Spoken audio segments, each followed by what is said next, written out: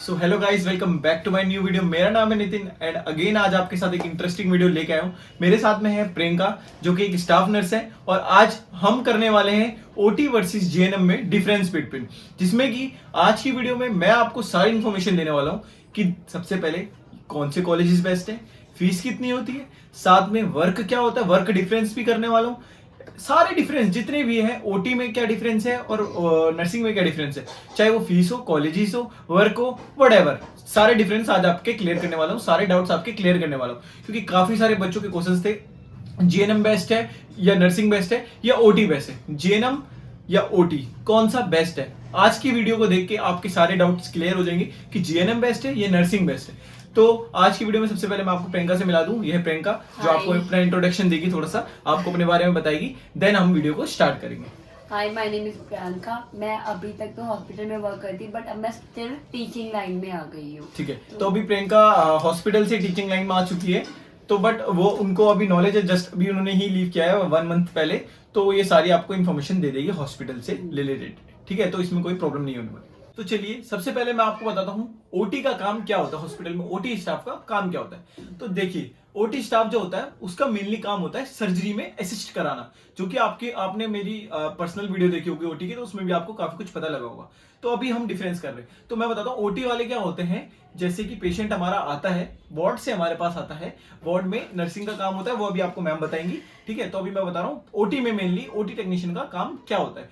OT technician का काम होता है कि पेशेंट आया ओटी में एंटर करा, हम देन उसके प्री वाइटल्स मतलब चेक करते हैं, उसके वाइटल्स वगैरह चेक करते हैं, उसे प्री ऑपरेटिव के लिए तैयार करते हैं, प्री ऑपरेटिव रूम में रखते हैं। देन उसका वहां पे बीपी वगैरह सब कुछ वाइटल्स सारे चेक करते हैं। देन हम उसको कुछ देर बाद, मतलब जब वो एकदम पूरा परफेक्ट हो जाता है ओटी में जाने के लिए, देन हम उसको ओटी में शिफ्ट करते हैं। देन ओटी में शिफ्ट करने के बाद उसको उसकी सर्जरी असिस्ट करते हैं, जिस भी पार्ट की उसकी सर्जरी है वो सर्जरी उसकी असिस्ट करते हैं। देन उसको पोस्ट ऑपरेटिव रूम में शिफ्ट करते हैं। देन कुछ देर के लिए उसको पोस्ट ऑपरेटिव रूम में रखते हैं, जिससे कि मतलब जैसे सर्जरी में काफी टाइम बच्चा हो या कोई भी हो नर्वस हो जाता है, हार्ट रेट एकदम से हाई जाती है, किसी की लो चली जाती है, कुछ भी प्रॉब्लम हो सकती है आफ्टर सर्जरी, तो इसलिए हम उस पेशेंट को पोस्ट ऑपरेटिव रूम में शिफ्ट कर देते हैं, ताकि कुछ देर हमारी मेजरमेंट में रहे कि उसको कोई प्रॉब्लम तो नहीं है या कुछ उसको कोई साइड इफेक्ट या कुछ इन्फेक्शन वगैरह कुछ तो नहीं हुआ है सर्जरी से, कुछ भी हो जाता है, तो इसलिए हम उसे पोस्ट ऑपरेटिव में शिफ्ट करते हैं। देन वहां से कुछ देर बाद उसको जनरल वार्ड में या आईसीयू में जहाँ के लाइक वो पेशेंट होता है उसको वहां शिफ्ट कर देते हैं। बेसिकली हम ओटी टेक्नीशियन का काम इतना ही होता है। तो नाउ मैम हमें बताएगी कि नर्सिंग वालों का क्या काम होता है, या नर्सिंग में जो जीएनएम है या नर्सिंग स्टाफ है बीएससी नर्सिंग उनका काम क्या होता है। तो सबसे पहले मैम आप बताइए, जीएनएम नर्सिंग जो करते हैं उनका काम क्या होता है। जीएनएम नर्सिंग का मेनली काम है मतलब पेशेंट जो आया है डॉक्टर के साथ पूरा असिस्ट करना। मतलब डॉक्टर सिर्फ नोट डाल के चले जाते हैं, उसके बाद सारा काम हमारा है कि पेशेंट की कंडीशन क्या है, क्या मेडिकेशन है, क्या वाइटल्स है, क्या डॉक्टर टेस्ट लिख के गए, वो सारा हमारा वर्क होता है। जैसे आप ओटी में हम हैंड ओवर लेते हैं कि वायरल मार्कर है या नहीं है, फर्स्ट डोज दी या नहीं दिया, एंटीबायोटिक की सेकंड डोज दी है या नहीं है, उस पार्ट को मार्क किया या नहीं किया। क्योंकि सर्जरी में ये होता है कि हमें जिस सर्जरी एरिया का सर्जरी है हमें उस एरिया को मार्क करना होता है। तो मेनली हाँ उस एरिया को आपको बताइए कि मार्क करना होता है। तो मेनली हमारा ये है कि पेशेंट फर्स्ट अगर ओपीडी बेसिस पे आता है तो डॉक्टर उसे अपॉइंटमेंट देता है कि तुम इस डेट को एडमिट हुआ। उसके बाद डॉक्टर उसके सारे वायरल मार्कर से लेकर सारे ब्लड टेस्ट से लेकर क्या एंटीबायोटिक चलेगी, किस टाइम से पेशेंट एनपीयू रहेगा, मिडनाइट मतलब सर्जरी से पहले 1 नाइट मिडनाइट में पेशेंट एनपीयू रहता है, मतलब 12 AM से नेक्स्ट मॉर्निंग जब तक सर्जरी होती है तब तक पेशेंट एनपीयू रहता है। उसके बाद हम लोग उस एरिया का पार्ट प्रिपरेशन करवाते हैं, मतलब कि जहाँ पे सर्जरी हो रही है उस एरिया का पार्ट प्रिपरेशन मतलब होता है कि उस वहाँ पे हेयर ग्रोथ है तो उस हेयर ग्रोथ को रिमूव करना। उसके बाद पेशेंट को कौन सी एंटीबायोटिक जाएगी मॉर्निंग में, एक एंटीबायोटिक डोज हम दे के भेजते हैं और एक हम ओटी में भेजते हैं आपके पास। और हमारे जैसे वायरल मार्कर की सारी रिपोर्ट, HB, अगर ब्लड अरेंज करवाने के लिए बोलते तो ब्लड अरेंज करवा दिया जैसे हमने, वो सब हमारा काम है।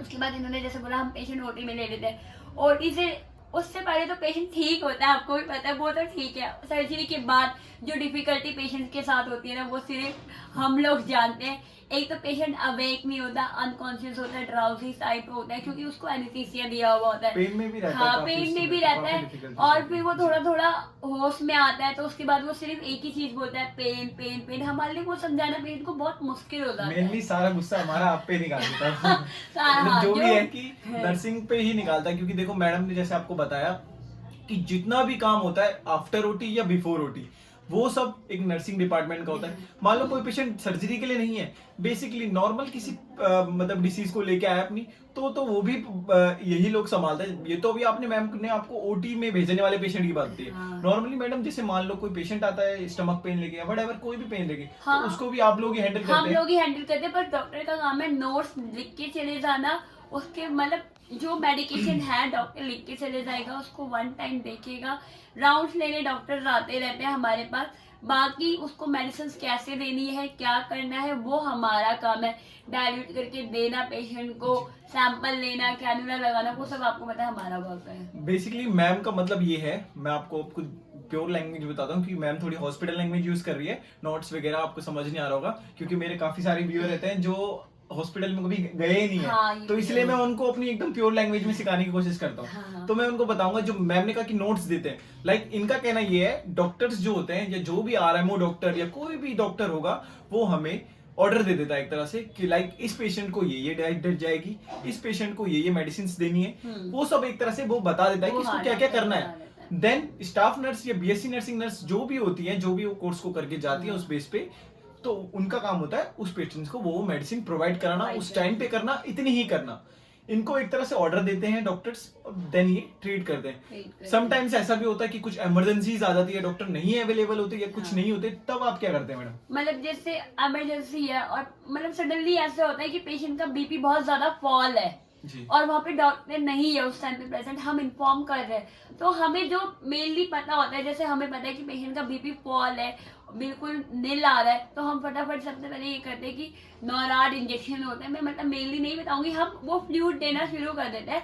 हम मतलब हाफ आप भी- ट्रीटमेंट स्टार्ट कर देते हैं मतलब डॉक्टर जैसे के है आने कि से पहले। कभी मान लो कोई डॉक्टर एकदम से सडनली नहीं आ पा रहा, वैसे तो देखो हॉस्पिटल तो में नहीं, हम 24 ट्रीटमेंट into 7 स्टार्ट कर देते हैं। हम जी। वेट तो करते हैं डॉक्टर का, बट फर्स्ट जो ट्रीटमेंट एक, होता है, first stage आप एक प्राइमरी तरह से- ट्रीटमेंट जो होता है हम वो दे आप देते सर हैं। जी, यही मेरा क्वेश्चन था कि लाइक जैसे सडनली होता है, क्योंकि जो पेशेंट का भी कुछ नहीं कर सकता और हाँ। डॉक्टर का भी कुछ नहीं, नहीं। मान लो डॉक्टर ही कहीं लंच कर रहा है या व्हाटएवर कुछ भी है, नहीं, तो उस हम वक्त प्राइमरी जैसे ट्रीटमेंट उसे दे देते हैं। जो फर्स्ट एड ट्रीटमेंट होता है वो हम जरूर पेशेंट को जी। प्रोवाइड कर देते हैं, और ऐसा कभी डिले नहीं होता हॉस्पिटल के अंदर कि डॉक्टर्स नहीं आए। विद इन 5 या 10 मिनट्स में डॉक्टर आ जाते हैं, बट हाँ, जब तक हमारा काम होता है हम उसको उसको दे treat- देते हैं। रिवाइव करने की पूरी कोशिश करता है स्टाफ डॉक्टर के बिना भी।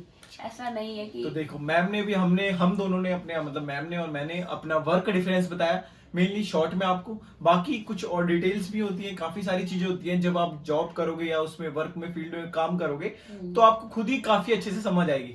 अभी तो हम वीडियो के थ्रू या किसी आपको इन्फॉर्मेशन दे सकते हैं लाइटली की हाफ में कि कैसे होता है क्या होता है। बाकी अब हम बात करते हैं कुछ कॉलेजेस की या कुछ फीस की। मतलब आप बताइए कि नर्सिंग में फीस कितनी लग जाती है आपके हिसाब से? नर्सिंग में फर्स्ट ईयर हर कॉलेज का अलग अलग पैकेज है। जी। जैसे अब तो मैं आपको बताना भूल गई, दिल्ली के अंदर रूल आ गया है, चाहे कोई बीएससी करे चाहे कोई जीएनएम करे, अब नीट एग्जाम क्लियर करना बहुत जरूरी हो गया। अच्छा। मुझे भी आज ही पता चला। एक मेरी फ्रेंड है, कलीग है, उसने दिल्ली में फॉर्म भरा था। प्राइवेट कॉलेजेस के लिए भी अब नीट क्लियर करना बहुत जरूरी है। Okay. और इवन नर्सिंग में भी जो गवर्नमेंट है उन लोगों ने रूल निकाला है कि अब नीट क्लियर होगा, काउंसलिंग Then होगी, मतलब उसके like बाद जैसे हाँ अभी तक admission होगा। एमबीबीएस के एडमिशन एमबीबीएस उसी के तरह लिए से नर्सिंग सिर्फ अब नर्सिंग के भी जो एडमिशन है वो नीट के क्लियर होंगे बस। तो इनमें फीस वगैरह अराउंड कितनी लग जाती है? लाइक प्राइवेट कॉलेजेस की फीस क्या हो जाती है? वही है, जितना अच्छा स्कोर होगा उतना गवर्नमेंट हाफ पे करेगा। अच्छा। बट जो रियल फीस है, अगर मतलब नहीं Basically क्लियर हम हुआ, बात करें, बेसिकली बात करें तो 80,000 अप्रॉक्स Per year। एक कॉलेज की फर्स्ट ईयर की जीएनएम की। बट बीएससी की अप्रॉक्स 1 लाख फर्स्ट ईयर। ठीक है, आपको काफी अच्छे से समझ आ गया। बाकी मैं मैसेज भी कर दूंगा लिख के कैप्शन में, और बाकी अगर कुछ भी प्रॉब्लम होती है तो मैडम की आपको इंस्टाग्राम आईडी दे दूंगा, वहाँ पे आप हाँ, नर्सिंग हाँ। से रिलेटेड कोई कुछ भी पूछ इन्फॉर्मेशन सकते ले सकते हैं। हाँ। ठीक है, बाकी अगर ये रिप्लाई ना करें, कुछ बिजी हो, तो आप मेरे को कर लेना, मैं आपका जरूर रिप्लाई करूंगा इंस्टाग्राम पे। ठीक है, तो अब मैं बता देता हूँ आपको ओटी की फीस के बारे में। देखो ओटी की जो फीस है वो हाफ मतलब कि नर्सिंग से काफी कम है कंपैरिजन टू नर्सिंग। हमारा जो डिप्लोमा कोर्स होता है ओटी का, ओटी होता है डिप्लोमा और डिग्री। जैसे इनकी बीएससी होती है वैसे हमारी डिग्री कोर्स होता है, और जैसे इनका जीएनएम कोर्स है वैसे हमारा डिप्लोमा कोर्स होता है ओटी का। ठीक है, तो जो हमारा डिप्लोमा कोर्स होता है वो होता है 2 इयर्स का, बट इनका जो डिप्लोमा कोर्स होता है वो होता है 3 इयर्स का। ये डिफरेंस है थोड़ा सा बनी इनका। ठीक है, हमारा डिप्लोमा जो कोर्स होता है वो होता है 90,000 में पूरा, मीन्स 2 इयर्स का 90,000 पे चार्ज करते हैं। और डिग्री के लिए वही कोर्स हमारा 1 लाख रुपए पर ईयर पड़ जाता है, तो यानी 3 लाख रुपीज आपको पड़ जाता है वो कोर्स की चार्जेस। ठीक है, इनमें जो इनका डिप्लोमा है वो 1 ईयर एक्स्ट्रा होता है कंपैरिजन टू ओटी। ये एक ओटी का बेस्ट बेनिफिट पॉइंट है। और बट सैलरी में ना ऐसा कुछ ही नहीं है, जितना अच्छा एक्सपीरियंस होगा, जितनी अच्छी नॉलेज होगी, हॉस्पिटल उतनी सैलरी प्रोवाइड करता है। अब ऐसा नहीं है कि बीएससी की सैलरी या जीएनएम की सैलरी, मतलब मैम का कहने का मीन्स ये है कि जीएनएम और बीएससी की सैलरी अराउंड सेम ही होती है, सेम ही होती है, बस 1,000 रुपीज का गैप होता है, बस जो भी है। अब एक्सपीरियंस मेनली हॉस्पिटल में एक्सपीरियंस देखा जा रहा है और नॉलेज देखी जा रही है कि कितनी अच्छी नॉलेज है। ओके, तो वैसे बेसिकली हम सैलरी की बात करें तो सैलरी बेसिक मतलब जैसे स्टार्टिंग सैलरी क्या होती है, या उसके बाद फर्दर कितनी एक्सटेंड होती रहती है हमारी सैलरी? जैसे कि मेरी नर्सिंग में है कि रूल है, अगर तुमने डीएनसी करवाया मतलब दिल्ली नर्सिंग काउंसिलिंग के अंदर में करवाया हुआ है, तो तुम्हारी स्टार्टिंग सैलरी जितना मतलब जैसे मैक्स है 40 है, बीएलके वो 25 देता है फ्रेशर को, और एक्सपीरियंस है तो अब 30 अब चला जाता है, वही है। यहाँ हमारा ओटी टोटली हार चुका है क्योंकि हमारे ओटी में जो स्टार्टिंग सैलरी होती है वो होती है अराउंड 18,000 से। ठीक है, बट वो फर्दर एक्सटेंड होती रहती है आपके एक्सपीरियंस बेस पे। जब हमारा 1 ईयर प्लस एक्सपीरियंस होता है देन जाके हमारी 25 स्टार्टिंग हो 25 पहुंचती है। तो यहाँ पे हमारा ओटी पूरा टोटली हार चुका है कंपैरिजन टू जीएनएम अगर हम करें नहीं, तो। बट ये मैक्स 40 में अच्छे वाले हॉस्पिटल में ही सैलरी इतनी अच्छी, जैसे हाँ, छोटे जो इतने छोटे हॉस्पिटल है वो 22 से स्टार्टिंग करते हैं। अच्छा। बट जो जैसे मैक्स है, बीएलके है, मेदांता मतलब है, जो भी फोर्टिस है, वो अपना depend- बड़ा सेटअप है। जो एमबीबीएस हॉस्पिटल है, आपको पता है एमबीबीएस आश्रम में कितना इंपॉर्टेंट है हमारे। मैंने भी कई बार इनको बताया है कि देखो सैलरी हमारे एक्सपीरियंस पे और हमारे वे ऑफ टॉक पे कि हम जाके अपने को कैसे प्रेजेंट करते हैं। मतलब देखो अब हम गए, हमें कुछ नॉलेज ही नहीं है। बहुत सारा स्टाफ ऐसा होता है 5 ईयर एक्सपीरियंस होता है बट नॉलेज 1 ईयर वाली भी नहीं होती तो है, उसकी सैलरी उसी हिसाब से मिलती है। तो ऐसा कुछ से। नहीं कि हमने 10 साल का ले लिया तो हमें 1 लाख रुपए मिल जाएंगे, ऐसा कुछ कभी भी सोच के मत जाना।